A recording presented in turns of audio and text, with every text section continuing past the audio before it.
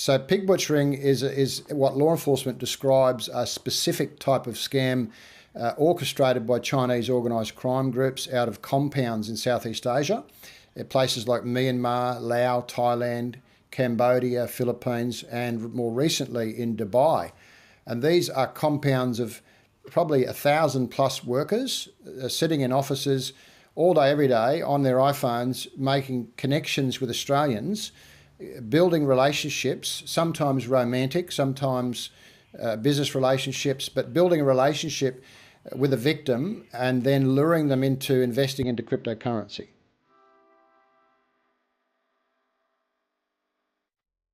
Now, if you've ever been scammed or you've ever worried about being scammed, and who doesn't, you need this.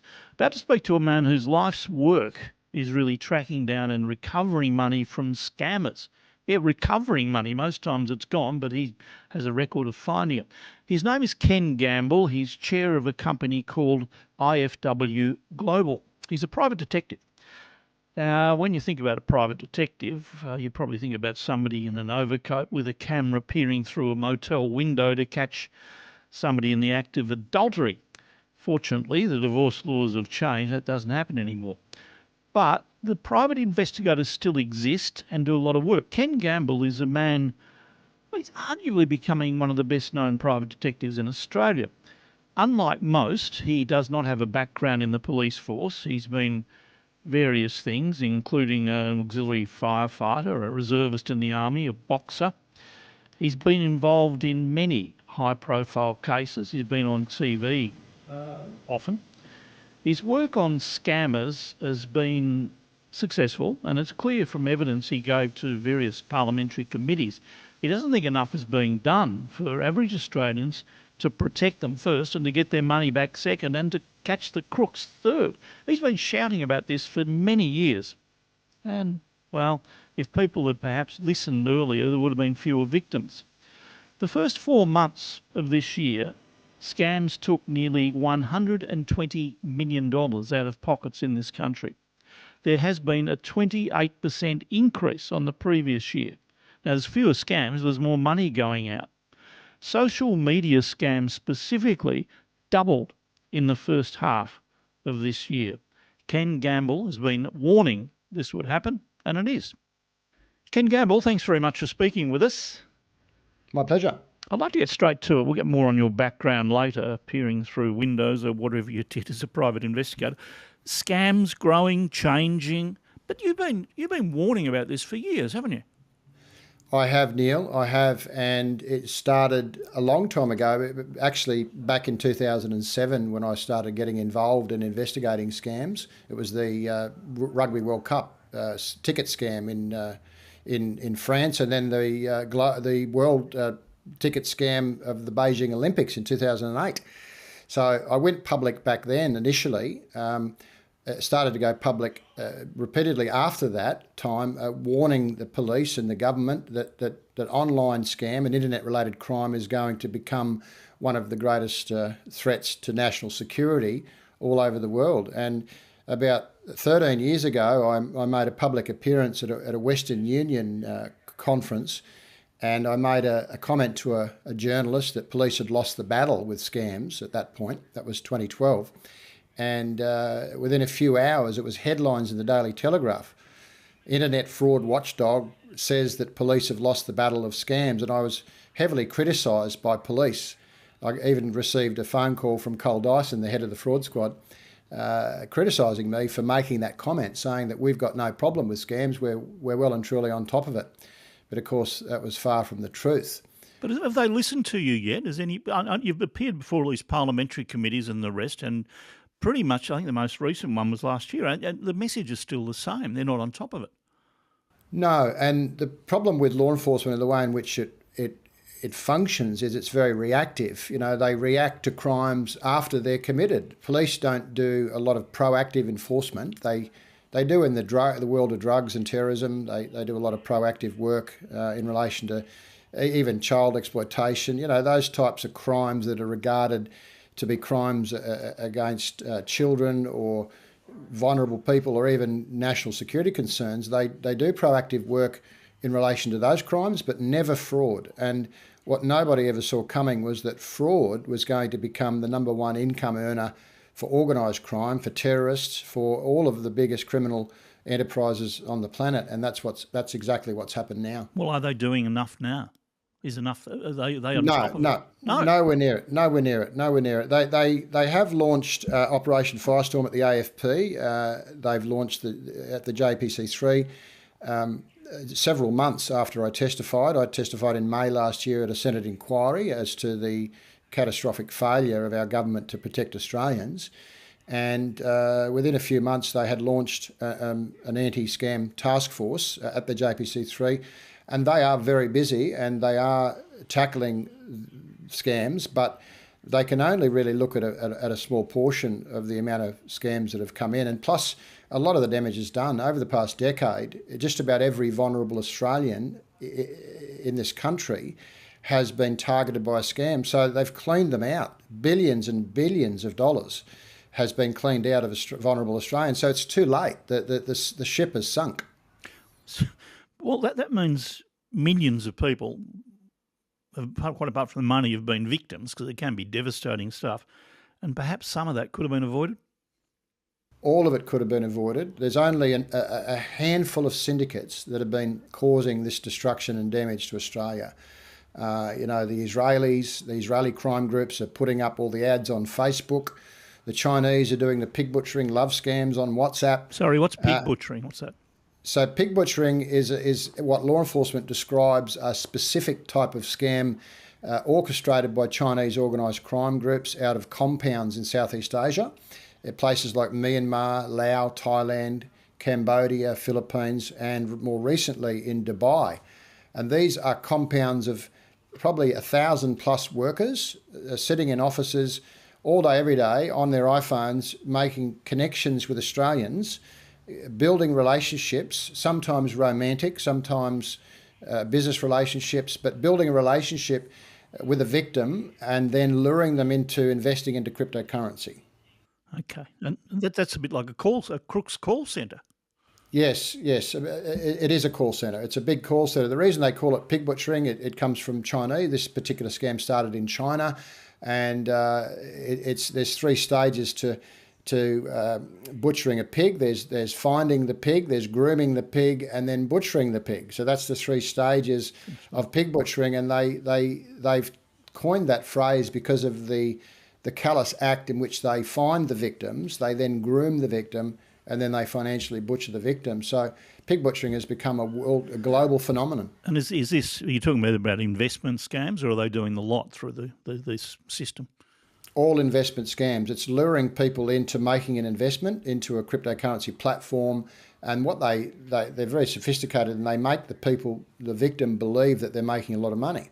And so they kind of target vulnerable everyday mums and dads who give it a go, and then all of a sudden the $1,000 they put in is $10,000, and then it's $100,000, and they get all excited and start throwing all this money in, but the profits are actually not real. The profits are fake. So at the end of the day, they end up putting all their money in and then losing everything, and that's become a huge scam. Well, that's the Chinese. What are the Israelis doing? The Israeli organised crime. So the Israelis dominate the forex and cryptocurrency trading industry globally. They run massive syndicates all over Eastern Europe, countries like Bulgaria, Cyprus, in Ukraine, Serbia. They have call centres set up, again, targeting Australians, putting ads up on Facebook. These are all the celebrity adverts that you see on Facebook. You've heard about the celebrity endorsement adverts. Oh, yeah.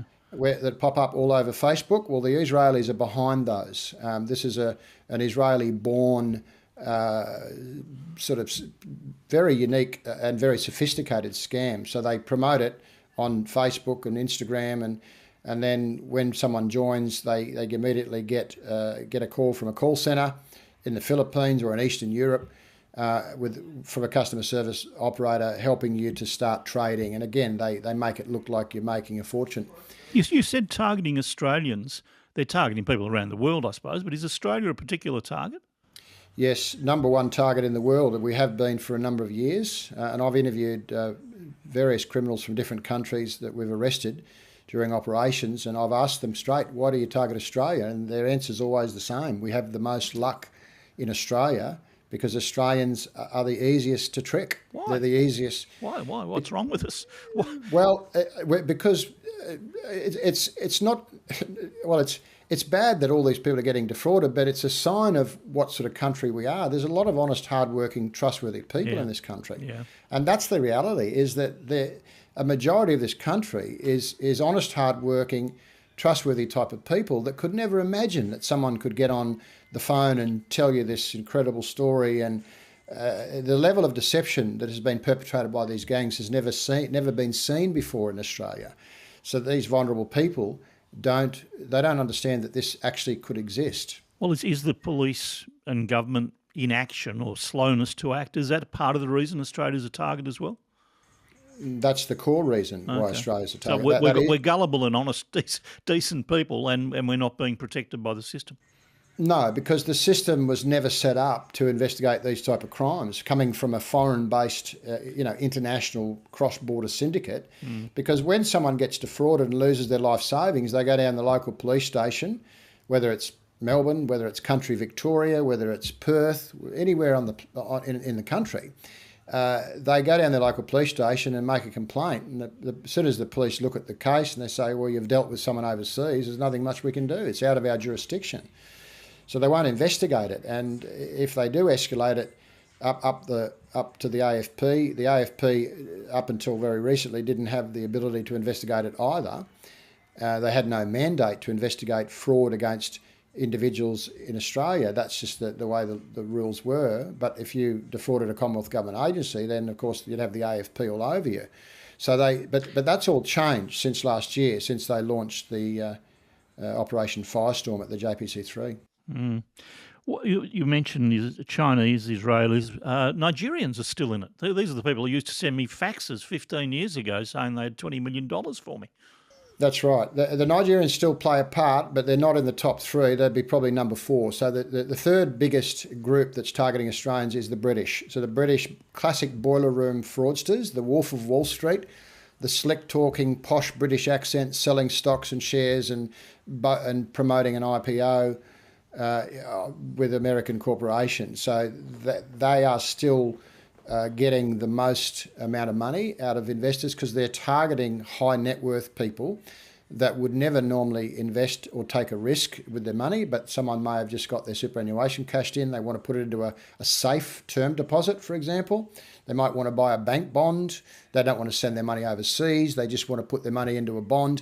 So they go online, they start looking for comparisons, percentage rates, and all of a sudden they get a call from a posh British accent from a financial advisory firm in downtown Sydney. We'll help you to set up the term deposit. We'll do everything for you. We have relationships with the banks. We have an AFSL. You can check the AFSL. It's a real one.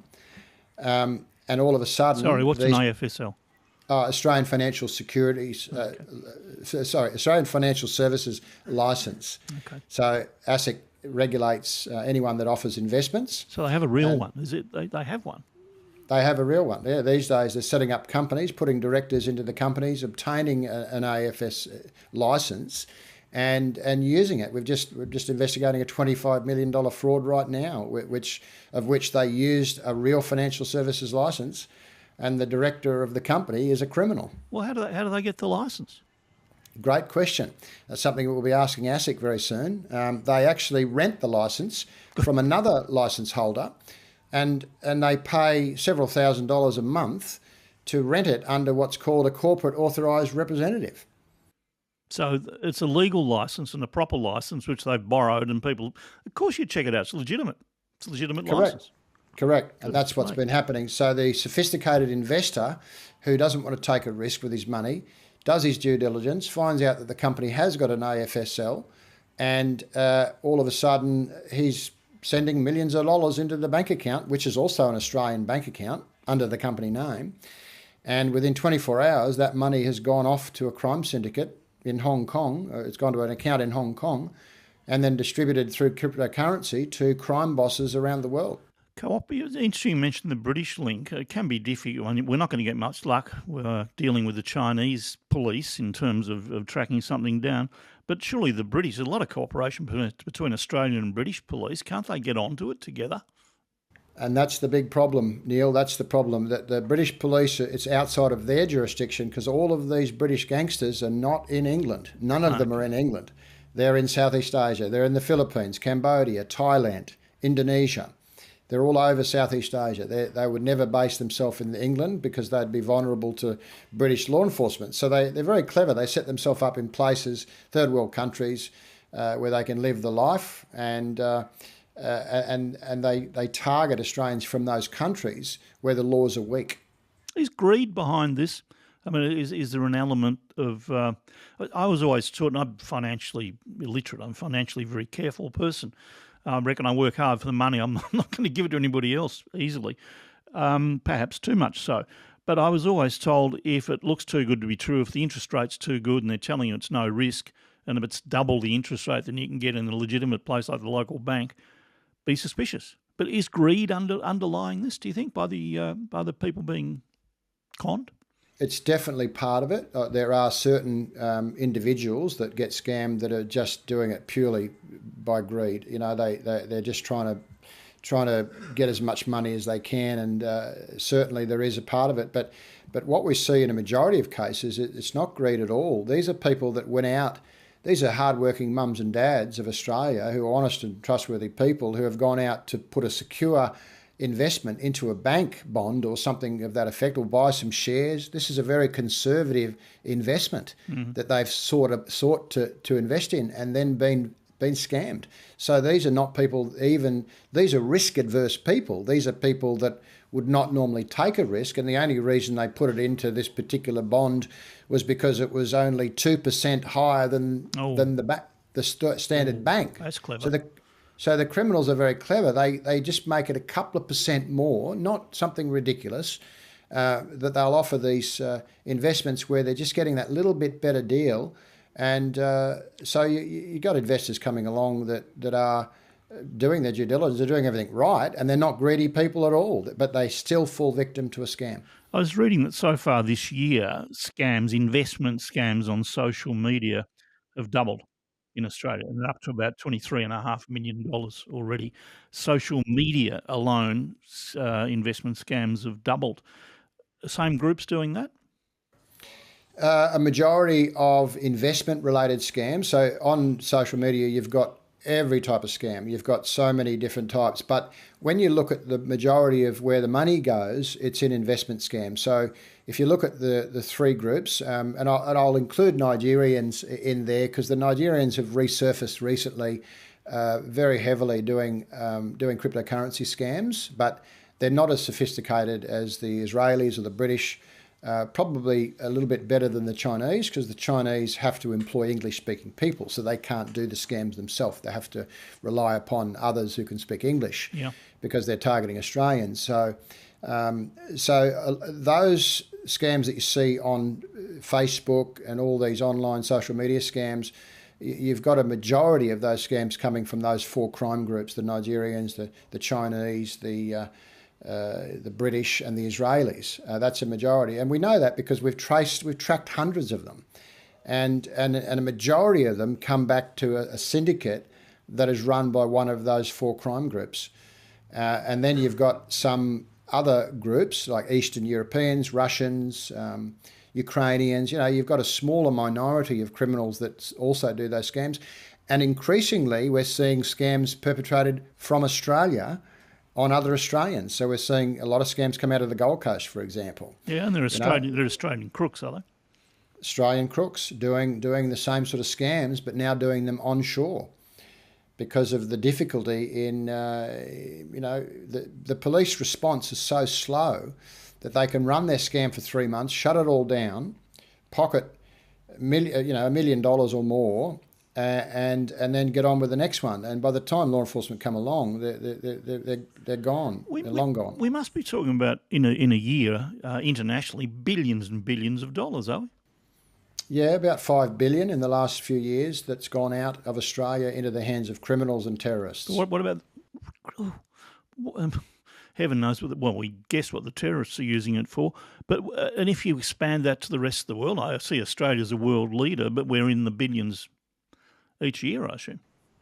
One of the highest, per capita, one of the highest loss countries in the world. The United States has been hit with these pig butchering scams during COVID. They've lost a record a record amount of money. It's up in the many billions of US dollars in losses. So Western countries themselves are being very heavily targeted by these types of scams. So, but Australia's still up there, and I'd say we have to be up there in the top 5 countries in the world that are targeted by these criminal groups. So I was going to say, so this is the crime scenario for the future, but it's actually now. This is the crime issue in the world, is it? Yes, absolutely. It's you see, what's happened is billions of dollars of money has gone into the hands of organised crime groups. And I mentioned terrorism because we've traced some of these scams to members of terrorist organisations. We've traced it to people in Israel, in Egypt, in Lebanon. We've got a number of cases where we've got hard evidence and proof that these have gone into the hands of Hezbollah sympathisers, for example. Everyone is getting in on the act now. Outlaw motorcycle gangs are doing scams. Organised crime groups, traditional mafia that used to do a lot of other serious crimes have all turned now to financial crime because it's very high profit and very low risk. So, okay, what do you do with that information and what is done with it? You obviously pass it on to the authorities or the law enforcement. What happens? We pass it all on. We just pass it on. We leave it to the hands of authorities. It's not our job to track down terrorists, although we track down the people that are responsible for our clients' fraud. So if someone hires us and loses $1 million and they want to know who got the money, we'll find them and we'll track them down and we'll arrest them. Well, is anything being done with the information you're providing? Are terrorists who are making this money being arrested anyway? I'm sure the information is passed through the relevant channels, but it's never shared back with us because, there's long been, no sharing between private investigators and police. That's been historical for decades. So same with banks. They won't share information with us.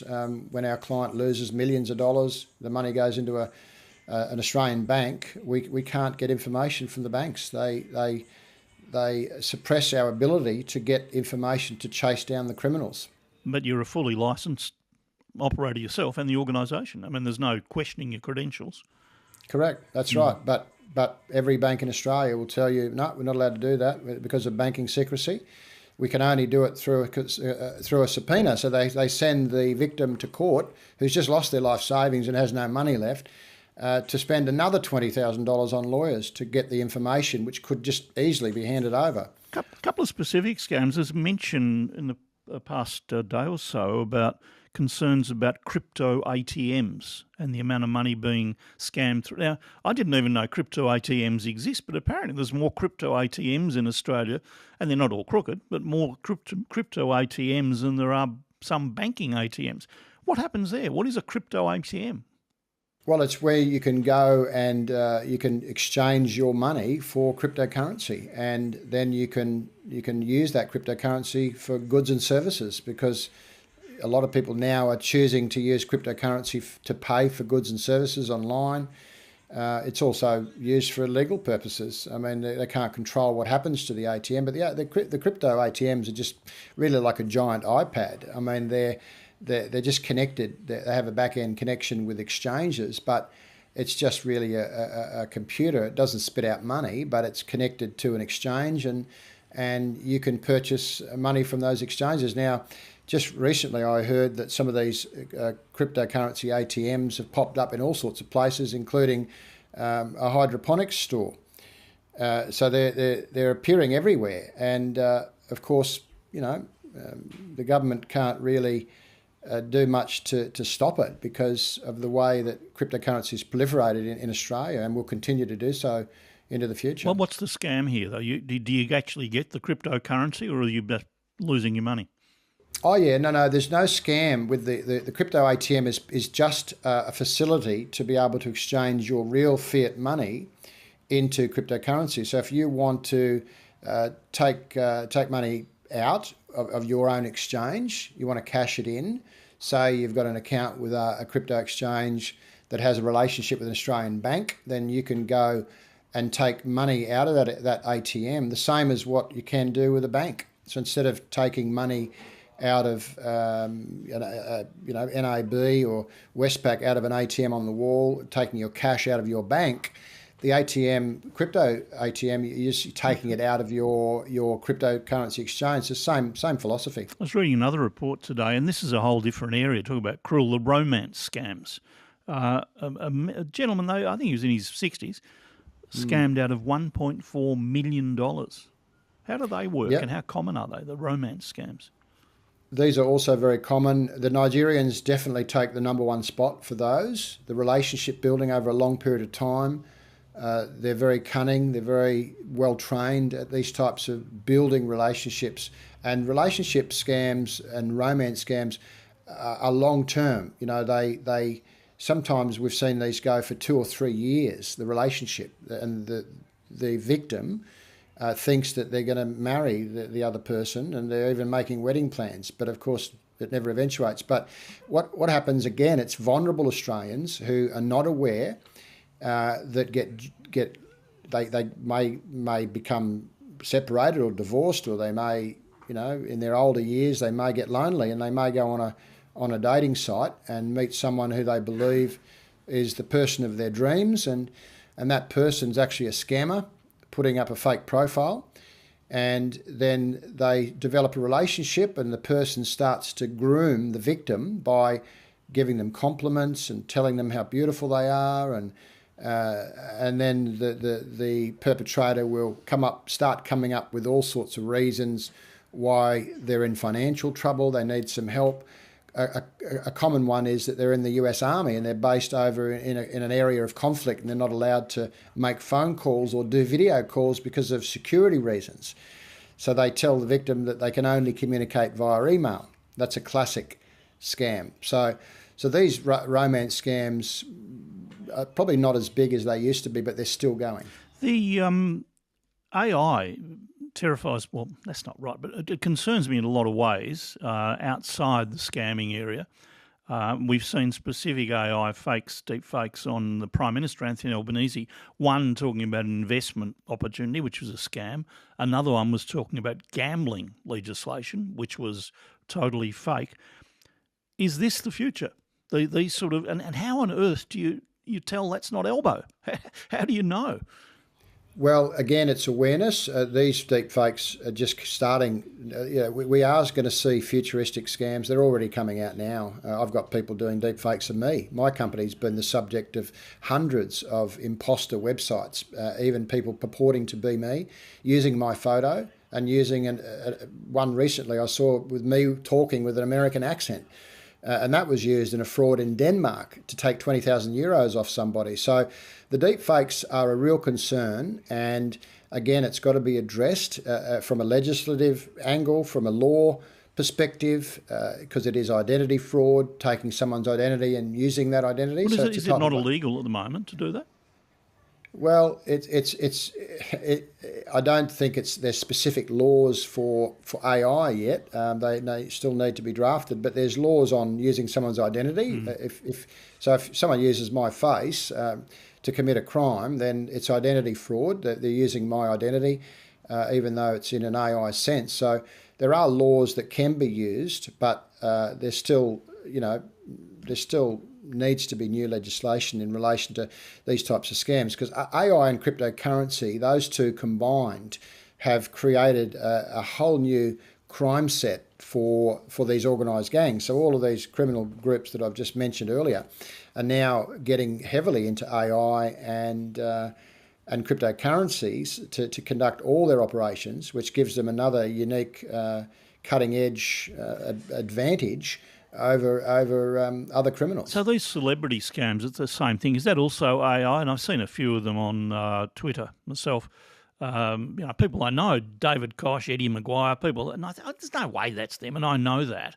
I know that they wouldn't be doing that, but people have been sucked in. Is that an AI trick as well?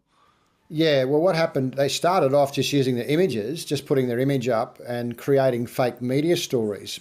And then when the deepfakes came in and these AI apps like Parrot, for example, one called Parrot, that's an AI app you can download on your phone and you can get Arnold Schwarzenegger to give you a testimonial or Sylvester Stallone. You can just do anything. You can create anyone in the world. You only need a few seconds of somebody's voice to create a voice print.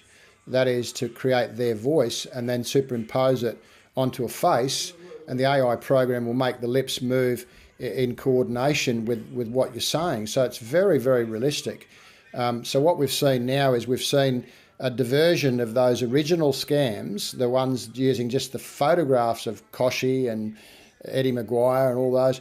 Now it's progressed to deepfakes where they're actually talking. I've got one just a few days ago with our foreign minister making a public statement, and Donald Trump criticising the Australian government for covering up this ability for all these people to make all this money, suppressing it. So that's the sort of thing that we're facing at the moment. Tell me what the process is to go through it. If I'm fall into something and I'm scammed for $5,000 or $10,000, where do I go? Well, if you've scammed for $5,000 or $10,000, you're probably never going to see that money again because it wouldn't be worthwhile trying to pursue it. But the first step is cyber.gov.au. That's the National Cybercrime Reporting Portal for any cybercrime complaint in Australia. A lot of people don't realise that that's the place to go. It's the only place to go. You can't go down the police station anymore. There's no point contacting ScamWatch or ASIC or any of these other agencies because they simply don't investigate. They will refer it to the proper agency, and that's the Australian Cyber Security Centre, which runs cyber.gov.au, and they triage the case and they will immediately escalate that complaint directly to your local police station in the area of where you live. And then that could be Broken Hill. So you'll get Broken Hill detectives all of a sudden have got a fraud, which has happened online. And what they generally do is they assess it and then they say, look, this is out of our jurisdiction. There's no chance of finding out who these people are. The money's gone overseas. They may do an initial investigation and find out that the money was transferred overseas, and that's about as far as it goes because state police and even federal police can't work on. They can't go into foreign countries investigating without the permission and authority and cooperation of foreign law enforcement. Well, does it make any difference if I've been, instead of 10 grand, I've been scammed of $1 million or 500,000? Does that make a difference? Well, it doesn't make a difference to the level of effort put in by law enforcement because even if it's a lot of money, they still have the same problem. Yeah. They've got the jurisdictional problems. But if you lost $1 million, then you'll go starting finding people that can actually go after the money, like my firm, IFW Global, and there's others as well that go after the money, that actually track down where the money's gone. We can trace the cryptocurrency. We have certified tracers in-house. We can trace where it's gone, where it was cashed out, who cashed it out, get the records of the wallet holder, and then we can file a criminal case, prepare a case against that person in the Philippines or in Bulgaria or in South Africa, and we can file a case against them. We do that all the time. That's our business model. Mm-hmm. You've said to one of the inquiries I was looking at, it was time for the authorities to put Australians first, Have they done that yet? I don't think so. No, I don't think we're anywhere near it. This is what amazes me is that the banks and the government have spent billions of dollars on cybersecurity related issues, but very little money on doing proactive enforcement. And what I mean by proactive enforcement is actually stopping the scams. I know the National Anti-Scam Centre are doing a lot, and we can't deny that they're doing a lot. But I can get online that's $86 million now. In itself, the Anti-Scam Centre. Yeah, that's right. Yeah. That's right. So there's a lot of money gone into blocking phones, calls, and websites and all the rest of it. But I can jump online right now today, and I can find a half a dozen scam sites within a matter of seconds that are targeting Australians as we speak, and that people are sending money today to those scam companies. But it sounds like the way you describe it is a very piecemeal effort. I mean, we've got bits and pieces here. We've got some poor young detective in Broken Hill trying to investigate something which is right out of his league. We've got a bad reporting system. We've got bad warning systems. We're not alert to it. If it's that piecemeal, how do we bring it all together? What's the answer? The answer is a national task force that deals with fraud. What, federal police?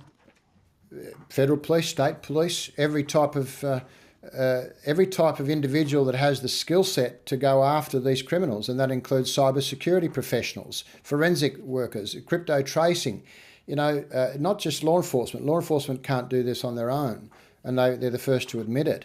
So there needs to be a national effort that is a task force built up of private and public sector professionals that can actually attack this at its core, and also attack the financial trail, go after the money and attack the assets. Because what is not being done is nobody's going after all the assets, all these billions of dollars that have gone into the hands of organised crime. Nobody really is looking into that. So a national cyber fraud task force, for example, their sole responsibility would be to attack and to block all of these frauds that are coming into Australia on a daily basis, and that's not being done. I can't quite work out the lack of will here. I mean, is it that they're in a sense soft victims? People just lost money. But it's the same as having a gun pointed at you, though. It could ruin lives.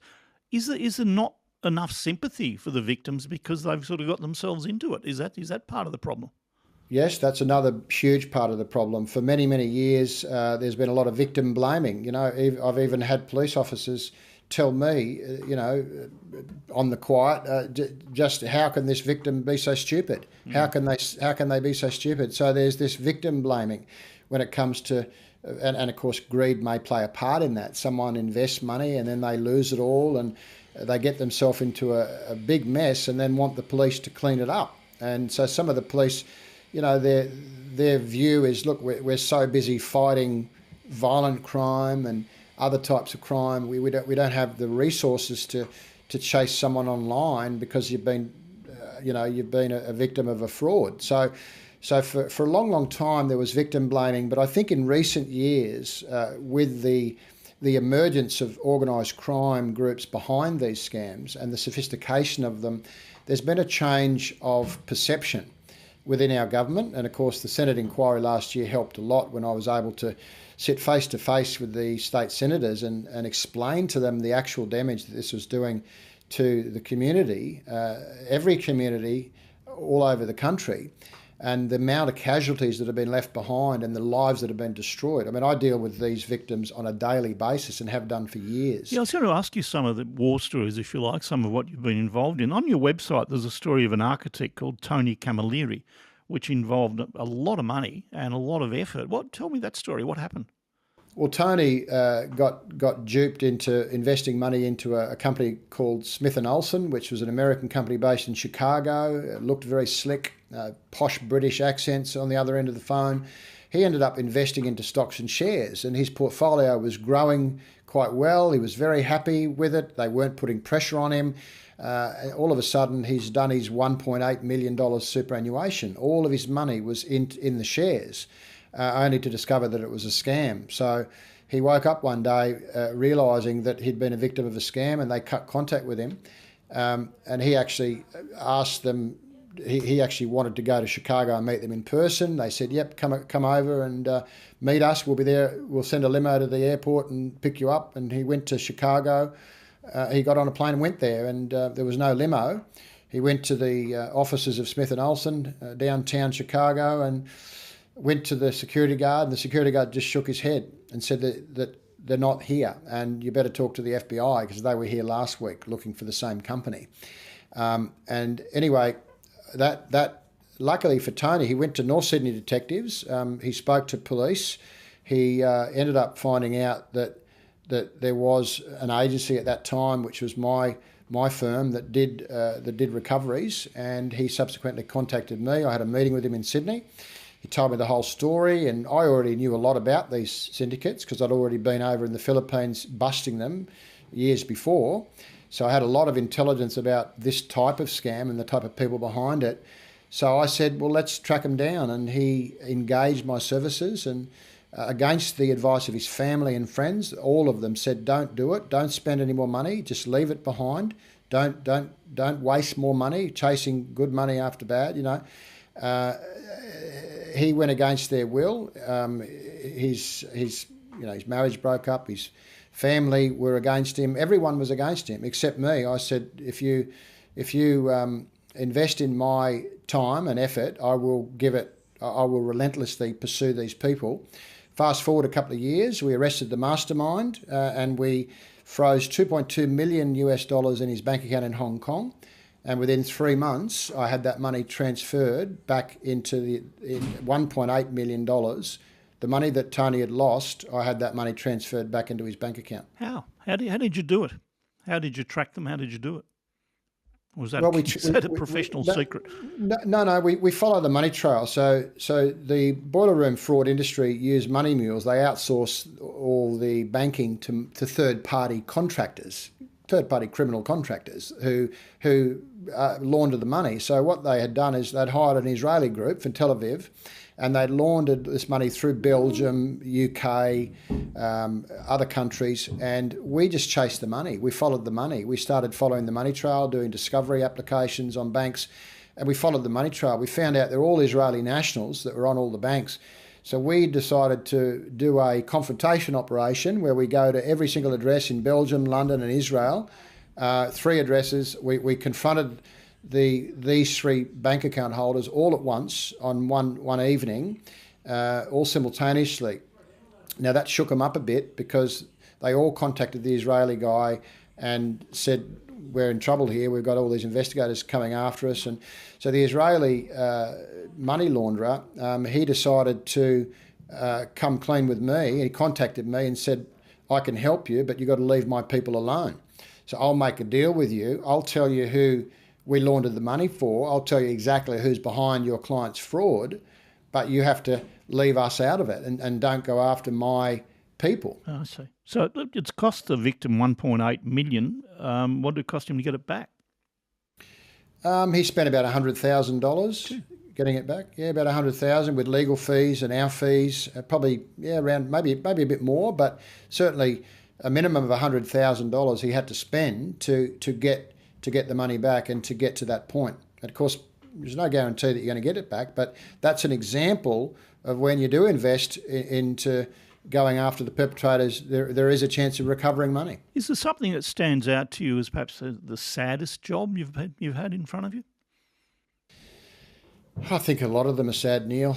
There's so many sad cases of people who have just given everything. They have given away the money that was supposed to go to their children. They're given away the money that was supposed to go to their husband for treatment because he's got a terminal illness.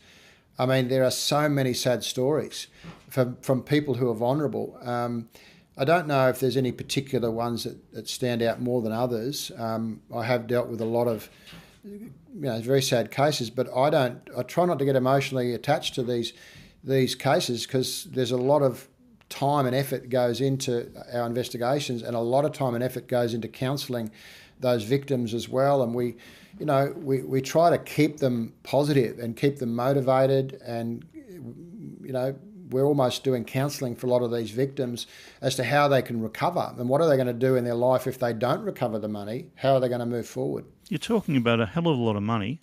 You're talking about well-organised, sophisticated, dangerous criminals.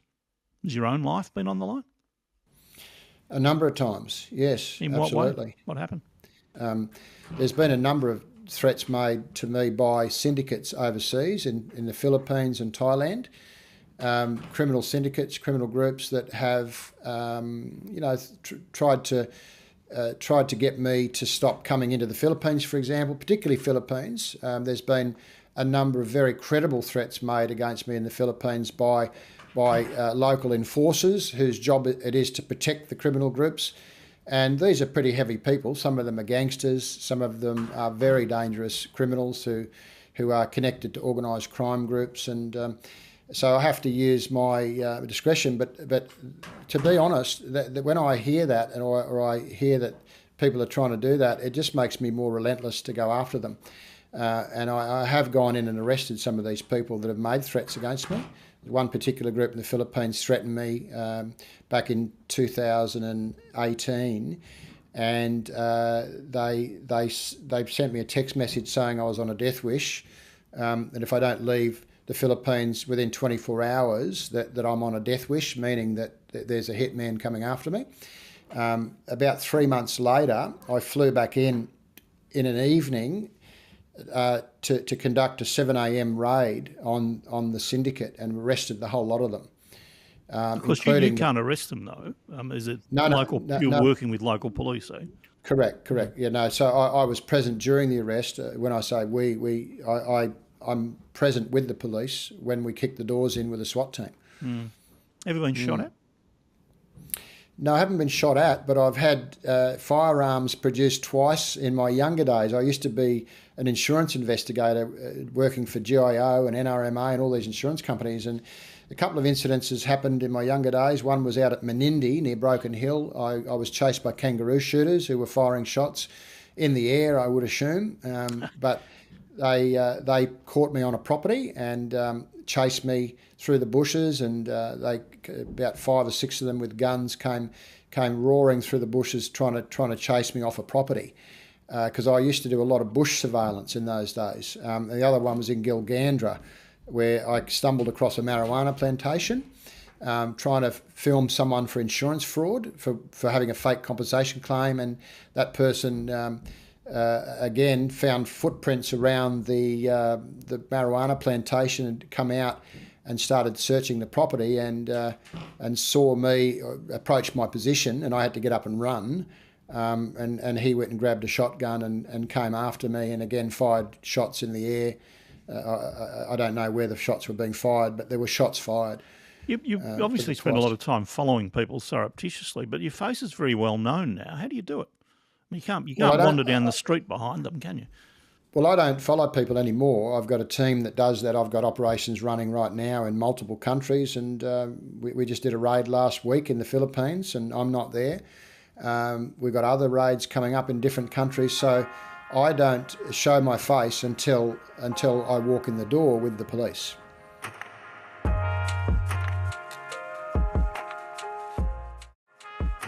Now, how did you become a private detective? You sort of almost went to a course or a school. How do you become a private detective? You were pretty young too. How do you become a private detective? Very young. Back in 1988, I was 22 years of age. I'd just come out of the Army Reserve, and I was looking for an opportunity. And I had a great uncle, Uncle Ray Stubbs. He was a private investigator in the 1960s and 70s for about 20 years. And he used to mainly do matrimonial work in the old days, because that was a big part of it, busting husbands and wives playing up. You know, I think in those days it was illegal to have an affair, you know. So he actually said to me, why don't you think about becoming a private investigator? That was in 1987, before I left Queensland to go to Sydney. And I got down to Sydney at the beginning of 88, and he got me an interview with a company called Webster's Investigations. And I went in there, I spoke to a guy called Kevin Lehman, who was the manager. I put out my portfolio of my achievements, and I'd been a boxer, I'd been in the fire service, I'd been a soldier. And he said, yep, sounds like you might be a good fit. We're looking for people to sit in the back of vans and go out in the country and spy on people who are ripping off the GIO, are doing insurance cheats, fake insurance claims, people claiming to have $1 million back injury, but in fact they're doing hard labour every day on the farm. So I become part of this surveillance team, and over the next 3 years ran operations all over the state of New South Wales, particularly down in Griffith in the Riverina area, on all the Italian families, because there was over $50 million worth of claims came out of Griffith alone back in between 1989 and 92. Yeah. And we knocked those claims down by 50%. By investigating and getting evidence to prove that these people were not disabled. So that's how I started my career. And so do you study anything? Do you go to a private detective class or something? or you learn on the job? No, on the job. Back in those days, it was purely surveillance work. So I did surveillance work for the first 15 years of my career. Back in the 90s, I had a surveillance company that specialised in surveillance. In fact, 99, I was poached by the Commonwealth Government and I won a tender to provide covert surveillance services to the Commonwealth Government. And that was the first time in history that the Commonwealth Government had ever outsourced work to private investigators. And I was one of the companies that won that tender in 99. What were you surveilling for the government? Centrelink cheats. People that were rorting the Centrelink system. But this was more than just people cheating the dole. This is someone who had 12 identities and was getting paid 12 times the normal payment because they had 12 different identities, or people in the Centrelink office that was working with crime groups outside to cheat the system. So we were doing sort of organised criminal stuff, but with Centrelink, and that was a very interesting job. We had to go through a protective clearance and working for the government. So as a contractor, so that lasted several years. In 2002, I gave it away because it was not financially viable anymore, and I made a commercial decision to get out of all that type of work, insurance work, and I went overseas and started doing international work. And that's how you got into cybercrime? Yes, that's how I got into cybercrime. I went and lived in America. I worked 2 years with a company over in the States that had former CIA guys working for them, so I made a lot of intelligence contacts around the world. I started to get to know a lot of people that worked in intelligence services in various different countries. And they were a different breed than law enforcement because intelligence people are very, very different skill sets. So I started learning the art of gathering intelligence, particularly in foreign countries. So over the next few years, I started doing all these different operations, kidnapping investigations, child abduction cases, fugitive tracking, all sorts of different types of work. And then it wasn't until 2007 when I was asked to investigate a big scam syndicate at the Rugby World Cup when I started getting involved in internet-related crime, and then I saw the opportunity to. In fact, when I started, I believed back in 2007 that internet law enforcement should be privatised, and that was what started me off on this mission. I said one day the crime on the internet will be uncontrollable, and Interpol just made an announcement recently saying that law enforcement cannot cope in the future of crime on the internet. They're not geared up for it, so there's going to have to be a lot of public-private partnerships going on. So that's basically how I got into it, and from there, the rest is kind of history. I've never stopped, relentlessly pursued it. Your personal background grew up for some years in a pub. You learnt to fight. You were a boxer, but according to your CV, you left school very early. I did. What year of schooling did you finish? Year 10, 1980 at Noosa District High School in Cooroy on the Sunshine Coast. I did year 8, 78, 79 and 1980. So I left school at year 10 at 15. And of course, my dad was a builder and he always used to try and encourage me to get into building, carpentry, whatever. And I didn't like the idea of working outside in the hot. So I became a wood machinist, and I got an apprenticeship as soon as I left school as a wood machinist in Page Furnishers in Pomona, which is a small town north of Cooroy where I went to school. And I went there, and there was a big furniture factory that had a government contract. And for the next 4 years, I learnt the trade of a wood machinist. And in 1985, I graduated with my trade certificate as a wood machinist. Oh, so you're still on the tools a bit? As a hobby? Never. No. But it's an interesting thing to me here, though. You've left school very early and very young. Yet what you're doing now is extremely complex, sophisticated work. So clearly you had the aptitude to go on and study at a higher level if you wanted to, but obviously school didn't appeal, didn't it? No, and I think the type of work we do, you've got to be a good writer. You've got to be able to express yourself. You've got to be able to write reports and put intelligence together. You've certainly got to have a skill set. And you've got to be educated and be able to write well in this job. But the rest of it really boils down to experience. And, a lot of, probably 90% of the work we do is really knowing what to do and how to do it. So that comes from experience. But, I was never really a person that was very interested in school. My life skills were taught at a very young age. I was driving at 12. I was riding motorbikes, drove my first bulldozer, a D6, at the age of 13. I drove my first Kenworth truck at the age of 12, a big semi-trailer, like a huge semi. I'd kind of done it all by the age of 13 in the bush. I want to wrap up in a moment with the sort of takeaway points, because a lot of people will be watching this and listening to this because they want to make themselves safer or because they have been scammed. But just mention Peter Foster a moment ago, probably Australia's most famous con man, describes himself as an international man of mischief.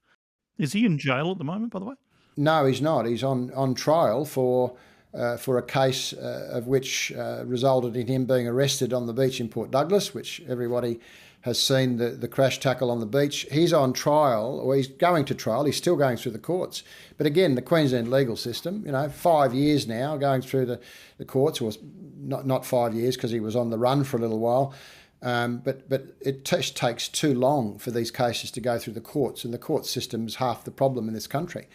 But he's going through court, and ultimately he'll be heading to trial to be tried on whether or not he committed the fraud that he was alleged to commit, which led to his arrest back in 2020. Okay, look, I really appreciate your time. Let's wrap it up. Let's summarise it. How do I avoid being scammed? I'm the average person going around the average life. How do I avoid being scammed? Well, don't invest on the internet. That's the golden rule. I would say to anybody that's wanting to invest, wanting to make money, don't think that you're going to make money on the internet. I rarely have ever met, in my 37 years of doing this job, I have rarely met anybody that has actually made money by investing in some sort of scheme that involves something online. So my best advice is just don't invest. And if you are going to invest into something like a bank bond or a term deposit, do extensive due diligence and speak to professional advisors, accountants, lawyers, investigators even. Speak to people and do a fair bit of due diligence before you invest in any type of investment. So that's the number. That is the golden rule, essentially, is because that's where everyone gets caught: lack of due diligence and lack of awareness. And do we expect and predict scams become more difficult to pick? They're going to become more sophisticated. They're going to grow. I mean, we're stuck with this, aren't we? Well, we're already seeing it, the scams morphing into different scam types. So we're probably going to see the classic cryptocurrency trading platforms. That's going to slow down dramatically, already has. The celebrity adverts are going to change. They won't be necessarily celebrities anymore. They will morph into something different. There's going to be different methodology, used to engage with people.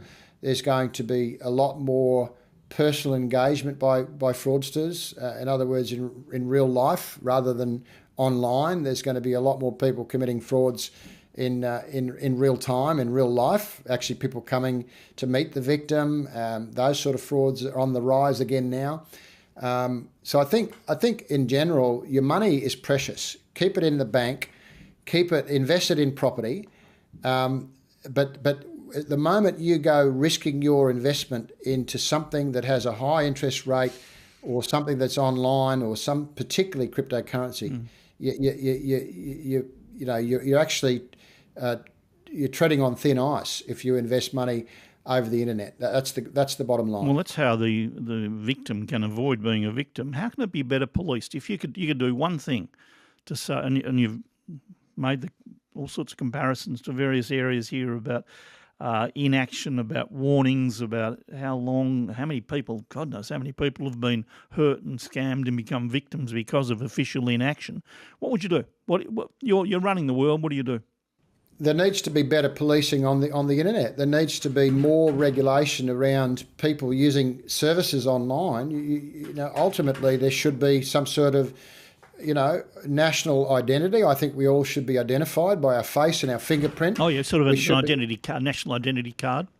Yeah, and that identity then accesses your use of the internet, and that everyone that uses the internet, because the internet was set up to create freedom of speech, freedom of everything, and that was the whole purpose. And of course, criminals have now used it for nefarious purposes. So I think there needs to be a lot more regulation around the internet moving forward into the future, where it has to be policed a lot more, because no one's policing the internet as a whole. Nobody. There's no national or international global law enforcement agency that is policing the internet as a whole, and that's the problem. Just flesh out that idea on the card. How would that work? You'd need an authority to use the internet. Well, it's not a bad idea, but of course people will argue, well, that's an invasion of privacy. People want to be free to do whatever they like, but when you're dealing with the amount of crime that's online, and there's always going to be people that will never agree. That's the problem. We live in a society where people enjoy their freedom. They don't want to be having to put their fingerprint in to access the internet. But I think that there should be. I would love to see, myself personally, based on everything that I've seen, I'd love to see when you log into the internet to use the internet, that you're identified, that your face and your fingerprint, just like when you go to a crypto company and you buy cryptocurrency, they have to identify your face and your fingerprint, and they have to identify you, and in order to use cryptocurrency. So why should it be any different to the internet? You should be identified in order to use the internet and get access to all of those services. It's a simple identification of who you are. When you log in, your identity is logged in. Of course, it can be exploited, but it would be a good start. Probably never could be implemented, but I think that's one way of starting to enforce the law when it comes to internet and actually regulating the use of the internet. That's the only real way. Look what they've done to social media, banning children under 16 from social media. That was unheard of a few years ago. That no one would ever believe that could be possible in this country.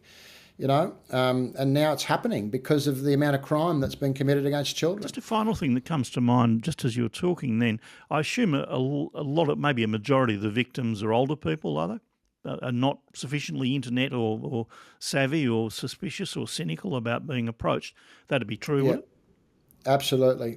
For 50 years upwards, a majority of serious frauds that we deal with are from 50 to 70 age group, and then there's even I think our oldest victim's 83 at the moment, but from 50 to 70, and then there's the 70 up age group as well. But from 50 onwards is the most vulnerable people in Australia. Well, maybe we're meant to be targeting that age. Maybe it exists. I haven't seen it, but we should be targeting that age group specifically with warnings, with education campaigns, with advertising. Correct. And that, when you think about it, these are the people that missed the boat, that were perhaps they didn't grow up with the internet. They didn't grow up with online tools, and they weren't educated about, kind of that age group. I've been incredibly lucky, because when I started in this job, there was no such thing as the internet. I started in 1988. We had two-way radios, there was no mobile phones, no internet, nothing. So I've come all of a sudden in 91, when computers even just came out, all of a sudden I've started at the very birth of the computer age, and the birth of the internet was around 91. That's when sort of Google started, 91, 92. And that's when internet crime started. So I've been, in a way, lucky to have been born into investigating internet crime from the birth of internet crime. Yeah. And that 37 years later, I'm still doing it. And that's the reason why I've got so much experience. People say, how do you do this? How do you go into a foreign country and arrest 80 people under the nose of corrupt police or whatever? And it's because I've been doing this since day one. So it takes a lot of experience. But unfortunately, law enforcement come in and out of their positions and their roles, and someone that's an expert at internet crime this week may not be an expert next week, because they've been shifted to another department of the police, or next year. So there's no long-term investigators that are doing this type of work. Specialists. That's the problem. There's no specialist around the world. The FBI told me that recently. There's very few around the world that have specialised in this area over a long period of time, and that's pretty sad. But we have to create more and more of those sorts of people. Sad and dangerous. I agree with you. I appreciate your time, and let's hope we've perhaps helped a few people avoid becoming victims at least, and maybe even woken up a couple of politicians. That'd be a change. I certainly hope so, Neil. Thank you, Ken Gamble. Thanks. Thank you very much. Ken Gamble, IFW Global. Ken Gamble. Okay, that's it. I'll be back next week, 6 a.m, with Neil Mitchell Asks Why. That's on Tuesday. Remember my editorials, opinion comments each Thursday, my view of the world. The aim of the editorials is a different perspective. The aim of the interviews is to be interesting. Let's talk about things that actually touch your life in a different way. And remember, you can be in contact. Any ideas or comments, neil.mitchell@9.com.au. neil.mitchell@9.com.au. Any ideas or things you'd like me to do? And a thank you to our sponsors, 3 Point Motors. Throughout my career, I've never done any personal advertising, and I won't start now. But I will say 3 Point's been sponsoring my program and podcast for a long time. They've certainly helped a great deal with some of the charity work that I've been involved with, particularly with sick kids. I know them as good people. Now, I won't recommend them as car dealers. That's up to you. But I would recommend, if you're looking for a car, give them a try and make up your own mind. 3 Point Motors, Fairfield, Epping and Kew. They're good people on my dealings with them. You can decide whether they're good car dealers. 3 Point Motors, long-term supporters of my program and my podcast.